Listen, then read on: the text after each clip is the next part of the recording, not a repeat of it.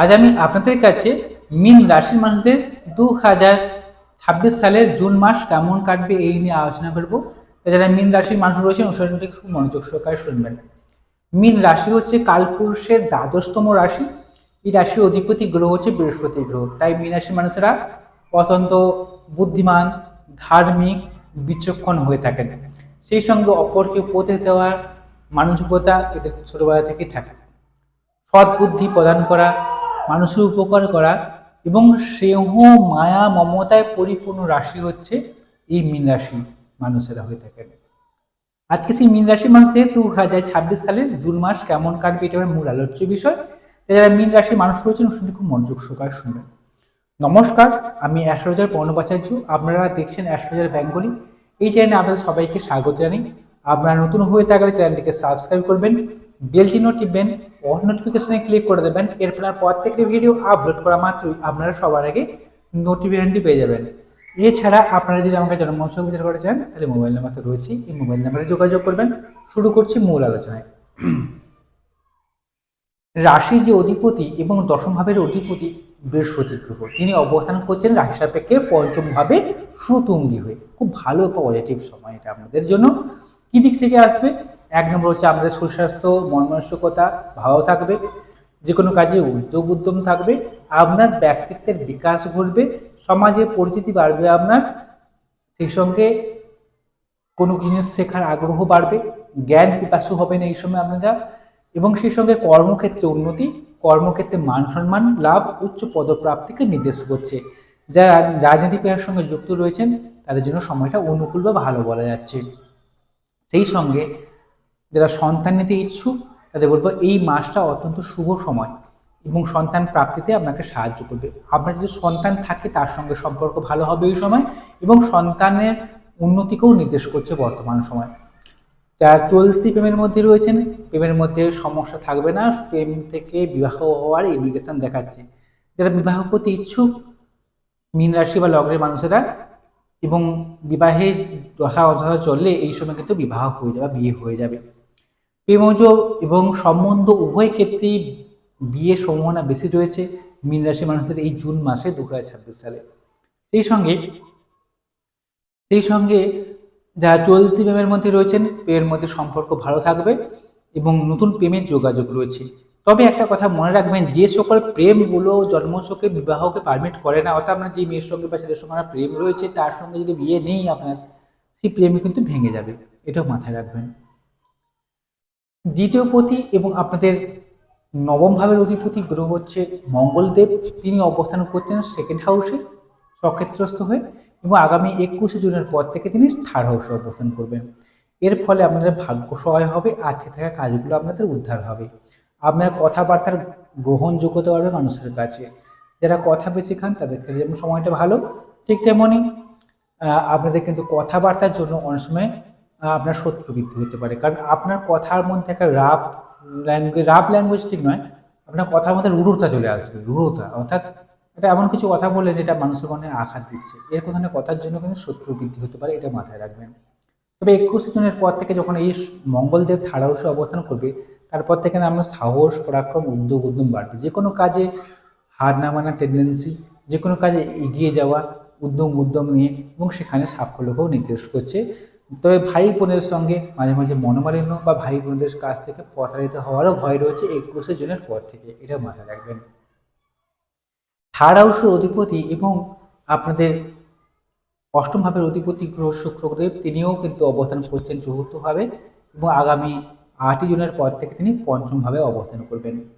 এর ফলে গৃহসুখ যেমন বৃদ্ধি হবে, ঠিক তেমনই মাঝে মাঝে ঘরের মধ্যে থেকেও যেন একটা সুখের অভাব এমনটা নির্দেশ করছে।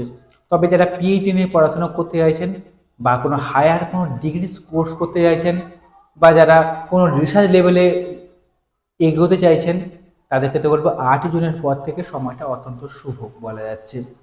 সেই সঙ্গে কোনো অবৈধ রিলেশন বা কোনো পরক্রিয়ায় জড়িয়ে যাওয়ার ভয় রয়েছে 8ই জুনের পর থেকে। যদি এমন সমস্যার সম্মুখীন হন তাহলে অতি অবশ্যই আপনারা জন্মছককে একবার রিজার্ভেশন করাবেন। এবার একটা কথা হচ্ছে, রাশিতে রয়েছে কিন্তু শনিদেবের মতো একটি গ্রহ। রাশিতে শনিদেব থাকার জন্য এই সময় কিন্তু মাঝে মাঝে শরীর অসুস্থ হয়ে যাচ্ছে, কোনো কিছু কাজে মন বসছে না ঠিকঠাকভাবে, কাজগুলো যেন বাধাপ্রাপ্ত হচ্ছে বা কাজগুলো আটকে যাচ্ছে। তবে কিন্তু এই জুন মাসের ঢোকার পর থেকেই কিন্তু আমরা একটা ভালো জিনিস আমাদের আসছে, যেটা এই রাশির উপরে কিন্তু শনি যেমন রয়েছে, ঠিক তেমনি রাশির উপরে বৃহস্পতি গ্রহের একটা সুতুঙ্গি দৃষ্টি পড়ছে, নবম দৃষ্টি। এর ফলে এই শরীর স্বাস্থ্য মন মানসিকতায় যে দিনের ভালো কাটছে না বা সমস্যার মধ্যে দিয়ে আপনারা যাচ্ছেন বিনাশী মানুষেরা, আমরা ফেস করছেন অবশ্যই, কারণ সাহায্যের জন্য ফেসটা করছেন। এই সাহায্যের যে ব্যাড এফেক্টগুলো কিন্তু কমতে শুরু করবে জুন মাসের 2 তারিখের পর থেকে। দেখবেন জুন মাসের লাস্টের দিকে কিন্তু আপনি অনেকটি ভালো থাকবেন আর নিজেকে রিলিফ পাবেন যে কোনো সমস্যা থেকে, শরীর থেকে, পারিবারিক সুখ থেকে সমস্যাগুলো অনেকগুলো কেটে যাবে বা অনেকটাই আপনি হ্যাপিনেস অনুভব করবেন। মেন্টালি হোক বা শারীরিকভাবে হোক হ্যাপিনেস অনুভব করবেন 2 তারিখের পর থেকে, জুন মাসের 2 তারিখের পর থেকে মনে নির্দেশ করছে। তবে আসলে যেহেতু শনিদেব রয়েছে, তাই মাঝে মধ্যে আমাদের কর্মক্ষেত্রে চাপ বা প্রেশার থাকবে। আপনার ঊর্ধ্বতন কর্তৃপক্ষ বা বস আপনাকে দিয়ে কিছু কাজ করিয়ে নেবে, এমনটাই নির্দেশ করছে। তবে এই সময় কিন্তু আপনাদের কোনো অনৈতিক কাজ করা যাবে না, লোককে ঠকানো যাবে না। মানুষজনকে সেবা যত্ন করুন, দুস্থ মানুষের সেবা যত্ন করুন, পশু পাখিদের যত্ন নেবেন, কুকুরকে খাওয়াবেন। দেখবেন এই সমস্যা থেকে অনেকটাই বেরিয়ে আসতে পারবেন, আপনাদের উন্নতি অবশ্যই ঘটবে। অনেকের কর্মপ্রাপ্তিও বন্ধ করবে, এমনই নির্দেশ করছে। বা কাউকে টাকা ধার দিয়ে রেখেছেন, 15 টাকা করে উদ্ধারের জন্য সময়টা কিন্তু অনুকূল বলা যাচ্ছে। চতুর্থপতি এবং সপ্তম ভাবের অধিপতি গ্রহ হচ্ছে বুধদেব। তিনি অবস্থান করছেন রাশি সাপেক্ষে চতুর্থভাবে এবং আগামী 21শে জুনের পর থেকে তিনি পঞ্চম ভাবে অবস্থান করবেন। এর ফলে কিন্তু আপনি যদি লাইফ পার্টনারের মতামতকে যদি গুরুত্ব দেন বা আপনার জীবনসঙ্গীর মতামতকে যদি গুরুত্ব দেন, তাহলে কিন্তু আপনার কিন্তু দাম্পত্য জীবন ভালো কাটবে, অর্থাৎ বিবাহিত জীবন ভালো কাটবে। তিনি ব্যবসায় উন্নতিকে নির্দেশ করছে। বা পাবলিক ডিলিং যদি করতে যান, লাইফ পার্টনারের মতামতকে গুরুত্ব দেবেন, তার কথা শুনে চললে কিন্তু আপনার উন্নতিকে নির্দেশ করছে বর্তমান সময়। বন্ধু বান্ধবের কাছ থেকে হেল্প বা সাহায্য পেতে পারেন। বন্ধু বান্ধবের মাধ্যমে আপনার অনেক কিছু উন্নতি ঘটতে পারে বর্তমান সময়, এমনটা নির্দেশ করছে। আবার যে সকল বন্ধুর সঙ্গে বহুদিন ধরে যোগাযোগ নেই, সে সকল বন্ধুর সঙ্গে আচমকা যোগাযোগ হয়ে গেল এবং তার কাছ থেকে হেল্প বা সাহায্য পেয়ে গেলেন, এমনটাও নির্দেশ করছে। 2 চাকার গাড়ি, 4 চাকার যানবাহন যদি কিনতে চান, সময়টা ভালো বলা যাচ্ছে। জমি জায়গা, বাস্তু জমি যদি কেনার ক্ষেত্রেও সময়টা অত্যন্ত শুভ, এমনটা নির্দেশ করছে। তবে প্রতিবেশী কেন্দ্র দিয়ে একটা সমস্যা আসবে বা প্রতিবেশীকে কেন্দ্র করে একটা ঝামেলা জড়িয়ে পড়তে পারেন, তাই প্রতিবেশীদের থেকে একটু সাবধানতা অবলম্বন করবেন। ষষ্ঠভাবে রয়েছে কেতু। ষষ্ঠভাবে কেতু থাকার জন্য শত্রু নাশ হবে, যে কোনো প্রতিযোগিতামূলক পরীক্ষা আপনাকে জয়লাভে সাহায্য করবে।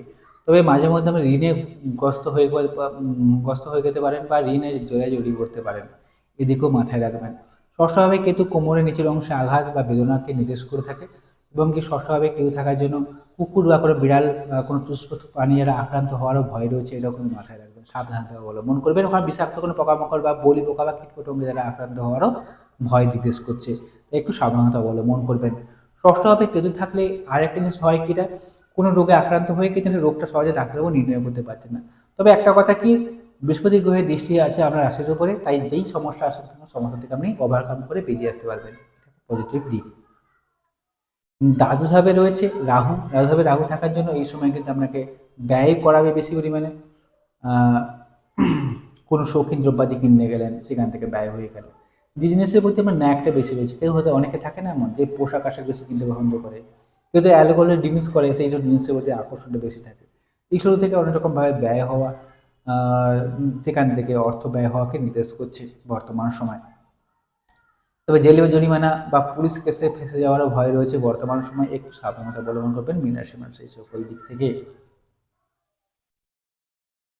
দেখুন, আমি যে কথাগুলো বলছি শুধুমাত্র গ্রহদের গোচরের উপর ডিপেন্ড করে, তাই অনেকের জীবনের সঙ্গে মিলে, অনেকের জীবনের সঙ্গে মিলে না।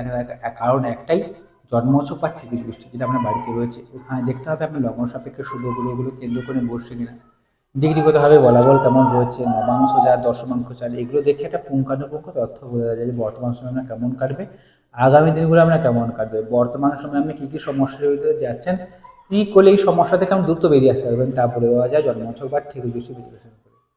তাই অতি অবশ্যই আপনারা আপনার জন্মছক বা ঠিকুর গোষ্ঠীকে বিশ্লেষণ করাবেন।